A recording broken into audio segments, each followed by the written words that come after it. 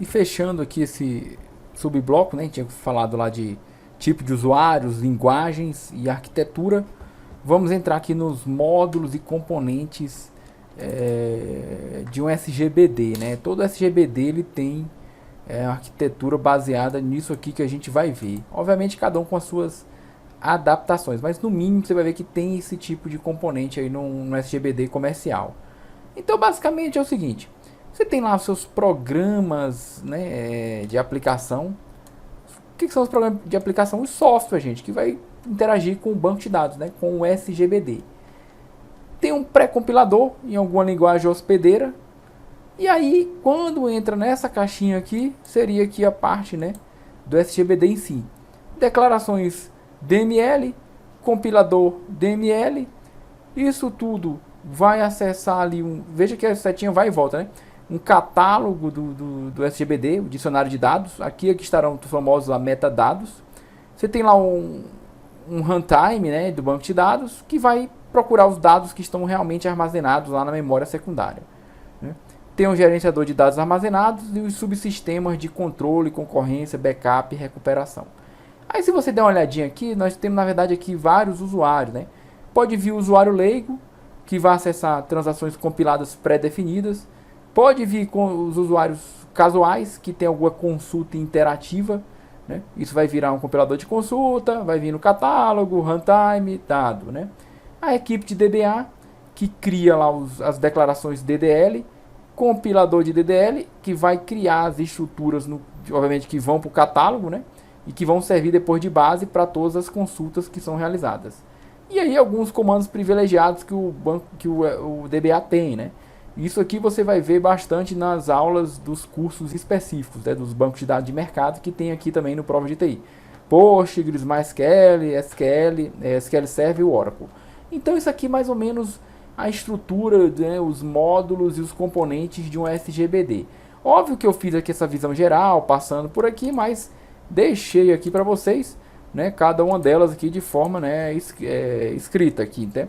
Então o que é o gerenciador de dados armazenados? Ele controla o acesso aos dados armazenados no disco. Disco, né, gente, memória secundária. Quem já conheceu um pouquinho lá, que já estudou um pouquinho de sistemas operacionais. O compilador processador DDL, ele compila as definições do esquema, armazenando no catálogo de dados. Então esquema é um conceito que nós vamos adentrar ainda no decorrer do curso, mas o que é o esquema? São as estruturas. E a partir dessas estruturas que são criadas, você tem as instâncias, que aí são realmente os dados que são armazenados. E aí a instância, elas podem ser múltiplas, porque cada usuário ela tem uma visão diferenciada do seu dado. Cada aplicação ela pode ter várias visões daquele banco de dados, né? Isso aí a gente vai, no curso, vai mostrar como, né, no decorrer do curso. Processador do BD em tempo de execução, que é o runtime, ok? Ele recebe as operações de recuperação ou atualização e executa tais operações sobre o banco de dados. O compilador de consultas, que compila as consultas de alto nível que são fornecidas interativamente e gera as chamadas runtime. Lembre o seguinte, consultas de alto nível, a gente está falando de SQL, mas se você aprofundar, né, alguns concursos ainda cobram a álgebra relacional, que é a base, né, da teoria do banco de dados, que vem lá da teoria de conjuntos. Você vai ver que o compilador de consultas, ele transforma aquilo ali em operações da álgebra e faz até a otimização disso, perfeito? Apresentando planos de execução alternativo. Aí seria necessário umas aulas de otimização de consultas, que pode estar no curso aí num módulo mais avançado, que por enquanto a gente está ainda nos conceitos iniciais, tá? Um pré-compilador que extrai comandos DML de uma aplicação escritos em uma linguagem de programação hospedeira e envia ao compilador DML. Então normalmente ele tem uma aplicação que tem lá os selects e aí ele vai mandar para cá, para esse compilador executar no SGBD, certo? A aplicação tem isso guardado, mas é compilado aqui, né? Um pré-compilador. E o compilador que recebe e compila os comandos extraídos pelo pré-compilador e gera o código objeto para acesso ao banco de dados. E aí, gente, vendo esses componentes, eu trouxe duas questõezinhas aqui de alguns conceitos que a gente tem falado, ok? Então, você vai ver que esses componentes, basicamente, você tem lá, voltando aqui rapidinho, Você tem aqui basicamente as consultas, tem os compiladores, compilador acessa catálogo, roda, vai na base de dados, ok? Basicamente é essa arquitetura de um SGBD. Você vai ver que cada SGBD de mercado ele tem seus próprios componentes, de como ele implementa isso aqui. Isso aqui é uma arquitetura, né, um modelo teórico que os SGBDs implementam, com as suas, obviamente, com as suas adaptações. Então vamos ver uma questãozinha aqui bem interessante. Ela é antiga, mas volta e meia esse assunto é cobrado, tá? Então vamos ver aqui, ó. Uma característica fundamental da abordagem de banco de dados é que seu sistema contém não apenas o próprio banco de dados, mas também uma definição ou descrição completa de sua estrutura e restrições. Essa definição é armazenada no catálogo do sistema gerenciador de banco de dados e apresenta diversas informações, tais como a estrutura de cada arquivo, o tipo e formato de armazenamento de cada item de dados e diversas restrições sobre os dados. A informação armazenada no catálogo é chamada, aí nós vamos, né, responder aqui a lacuna conforme os itens, e descreve a estrutura do banco de dados. Assinale a alternativa que completa corretamente a lacuna. Essa estrutura, né, a informação armazenada do catálogo é chamada de quê? Letra A, cursor. Letra B, construtor. Letra C, instância. Letra D, metadado. Ou letra E, heap. Né? Você vai ver que a resposta aqui é metadado, ok? Aí você fala, você pode ter, uma das questões dos itens que você pode ter marcado, pode ter se confundido, é o de instância. Veja, aqui, gente, está falando do metadado que está armazenado no catálogo. O conceito de instância é o seguinte: a partir do momento que você tem essas estruturas definidas no catálogo, você tem os dados. E aí, quando o usuário lá, né, o usuáriozinho final lá, pode ser, né, ele acessa o SGBD, a camada do SGBD, aquele dado que vai ser recuperado do esquema é chamado de instância, certo? Então aqui a resposta pode ser metadado. Ah, professor, não entendi ainda o conceito de instância. Não se preocupe que nós vamos, quando a gente passar para as aulas de projeto de banco de dados, nós vamos lembrar esse conceito de esquema e de instância. E aí eu vou trazer outros exemplos que com certeza lá vai ficar mais claro para você, tá bom? Acredito que já deu para entender, mas quem não entendeu, não se preocupe que nós vamos voltar novamente nesse assunto mais à frente. Tá aí uma questãozinha aí bem interessante, né?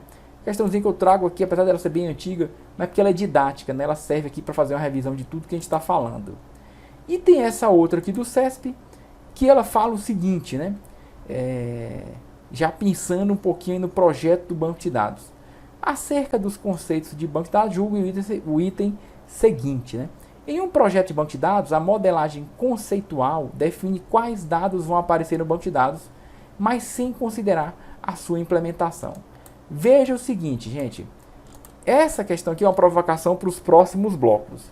À luz do que a gente viu até o momento, o que é que vocês marcariam? Certo ou errado? Não tem problema aqui você errar. Não é o meu intuito aqui com essa questão que você já exercite, mas é mais trazer o conceito que a gente vai trabalhar no curso. Essa aqui, ela tá certa, perfeito? O projeto de banco de dados, nós vamos ver que diferente da arquitetura ANSI Spark, o projeto do banco de dados tem etapas. E lá na modelagem conceitual, a gente não se preocupa com a implementação lá no nível mais baixo, no nível físico. Perfeito? Por isso que esse item está certo. Por que eu trouxe isso agora? Porque tem muitos alunos que confundem a arquitetura ANSI Spark, que a gente já apresentou aqui ainda de forma preliminar, com o projeto do banco de dados. Então, nos próximos blocos, a gente vai deixar isso bem claro, certo? Para vocês. Só para vocês poderem aí ir se ambientando já com esses assuntos, porque está tudo relacionado, né? Os conceitos de banco de dados, você vai ver que eu assisti aula de álgebra relacional. Gente, álgebra relacional vai ajudar para você responder várias questões, principalmente de bancas que gostam de aprofundar nos conceitos de SQL. Se você tiver uma boa base de álgebra relacional, você vai acertar mais fácil. Se você pula, né? Eu não quero assistir isso porque eu não estou vendo lá no edital, vai se enrolar em algum momento. Então, a ideia aqui é a gente cobrir isso. Por que a gente não começa de álgebra relacional no nosso curso, aqui no Provas de TI? Porque não é um assunto que tem sido cobrado, a álgebra em si, ok? Então a gente segue aqui nesses conceitos iniciais do que é o banco de dados e nós deixamos aulas de álgebra mais para frente. Num curso tradicional, se fosse numa faculdade federal, numa faculdade pública, que foi de onde eu vim, banco de dados, normalmente você tem um ano de banco de dados, 1 e 2. Eu já fui professor aqui da UNB também, a UNB não tem banco de dados 1 e 2, não, é banco de dados só uma disciplina. Mas normalmente era você ver primeiro a álgebra relacional, depois você partir para o SGBD de mercado. Mas veja, qual é o foco de um curso superior desse aí? É formar o cara para que ele use o banco de dados. Aqui no concurso, a pegada é outra, né? Então eu não vou fazer você ficar vendo aula de álgebra relacional se não tem sido cobrada a álgebra em si. Ela só serve para você responder questões quando entra no nível de SQL mais avançado ou de otimização de consultas, que são dois tipos de assunto que não é o mais cobrado o tempo todo. Perfeito? Então aqui a nossa sistemática é entrar naqueles assuntos que são mais cobrados pelas bancas. Por isso que a gente usa uma sistemática aí um pouco diferente, tá bom? E tem funcionado, né? Esses cursos aqui já são cursos aí que já estão